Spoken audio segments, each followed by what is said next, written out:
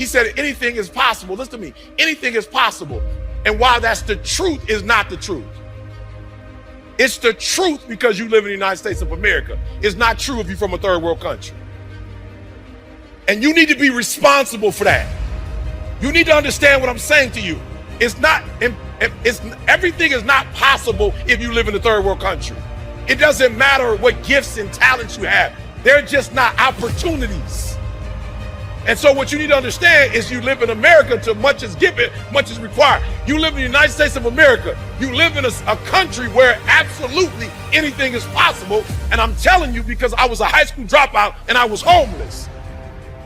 And I went from a high school dropout to a GED to a PhD. Why? Because in America, anything is possible. Are you hearing what I'm saying? Anything is possible. Listen to me. We live in a country where they didn't say because you didn't start right, you can't finish right. So listen to me very closely. The first thing I want you to do for the rest of your life, I want you to think about the people who are meaningful to you, and I need you to look at those names at least 2-3 times a day. At least two. Why?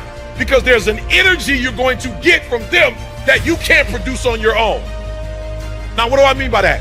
You've seen women who've been chased running with their child and a dog comes out of nowhere, and you would see either a mother chase that dog away or get away. Whereas that same woman was with a dog by herself, it wouldn't be the same thing. But when you tell a mama to protect her child, there's something within that comes out that doesn't come out regularly. And so two things. The first one is, who are you here for? When I get on the stage, I think about Dee Dee. I never want my wife to go back to work. My daughter, 4-year and master's degree, she graduates in May. I paid for it in cash. They moved me in a way that I couldn't move myself. I didn't get a new gift. I didn't get a new talent. I've been talking since I was a kid. But I wasn't using it the way I use it now.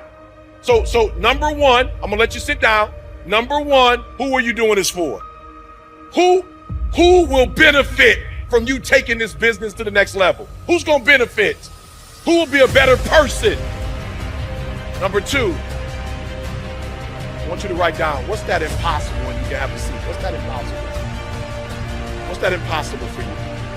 I want you to write it down right now, because at the end of today, that's what I want from you. What's the impossible? Is it a dollar figure? I want to make an extra $1 million a year. What is it? Is it a dollar figure? Like really, in America, if you're gonna be successful, don't hesitate.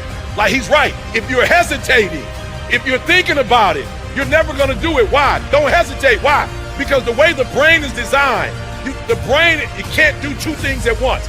As powerful as the brain is, it cannot think two thoughts simultaneously. You're either thinking one thought or you're thinking another one. So when you're hesitating, what does it mean? It means you're using energy to stop. It means that whatever your dreams and goals are, you're not using your energy and your strength to make that happen. So I'm gonna give you 3 things and I'm gonna get out of here. I got a plane to catch, right? Nothing is impossible. So you have to decide before you leave, what's that first thing that's been impossible for you? I want you to attack it and overcome it, because listen to me very closely. In America, once you make your first 7 figures, it's a wrap. Listen to me very closely. I'm just being honest with you. High school dropout. My mama got pregnant with me at 17 years old, south side of Chicago. My grandma had 14 kids in a 3-bedroom house with 1 bathroom. We come from poverty. My mom had a different name. I don't even know what she called it. Like, she had put an adjective with the poverty. I don't know what she said, but it was like deeper than poverty. Objective poverty. Something she said, I was like, wow, that's crazy, Mom. She's like, we didn't have nothing. Like, my sister's shoes, I got her shoes. Her clothes, I got her clothes. And we got it from welfare. My mom, she was like, son, when I tell you poverty, you don't even know what poverty is. This is where I come from. So I'm saying this to you because there are no excuses. If I can come from a 17-year-old female that got pregnant and my biological father was not in my life, high school dropout, lived in abandoned buildings and got to this point, you can do it too. Why? Because we're in America. And we can't say that everywhere in the world, but in the United States of America, nothing is impossible if you're willing to put in the work, if you're willing to put in the grind. We live in a country of opportunities.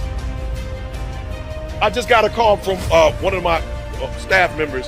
She said, Eric, we got a slight challenge. I said, what's the challenge? She said, Isaiah's here to do video you. I'll be here on the 4th. I got another engagement here on the 8th. She said, well, he wants to, do your book release. I was like, okay, what's the problem? She said, well, the Penguin Publishing Company sent your book to your house in California. I said, okay, what's the problem?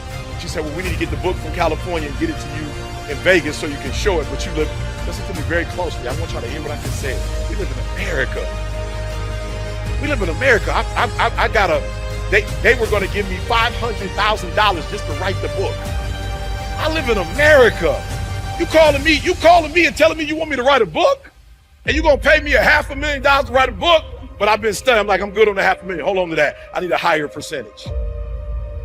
They didn't say, they like, let's go, whatever you want. In America, there was a time I got kicked out of school. I live in America. If you're willing to get up, if you're willing to work, if you're willing to grind. So they said, the book is at your house. I said, no problem. I pick up the phone. I call my guys that's building my pool for me. I said, hey, can you do me a huge favor? He's like, what? Hey, can you go get the book? They said FedEx left it on the front. Can you pick it up for me? It's like, yeah. All right, can you send it to me? He's like, yeah. I was like, here go my FedEx account. Keep it secret. Like, don't use this after this. And send it to this address. Come on, y'all gotta hear what I'm saying. I'm so pumped. We live in America. So I want to say this to you because I know what some of you are thinking. Yes, there are obstacles. 1,000%. You like Eric? Matter of fact, I remember once I was talking about United States of America, whatever, and some people that I'm close to was like, you was talking about America like it ain't no problem. I said, look at me very close. You gotta hear what I said. I never said anywhere was perfect, but I said in America, if you put in the work, it can happen. I said, you didn't hear what I just said. Yes, there are obstacles. Yes, there's trials. Yes, there's tribulation. Yes, there's roadblocks. But whatever the roadblock it is not as deep as my wife with MS, and she ain't never going back to work. So I don't care what the obstacle is. I will find a way to get through the obstacle to get what I need so she can have what she wants. I don't care what the obstacle is.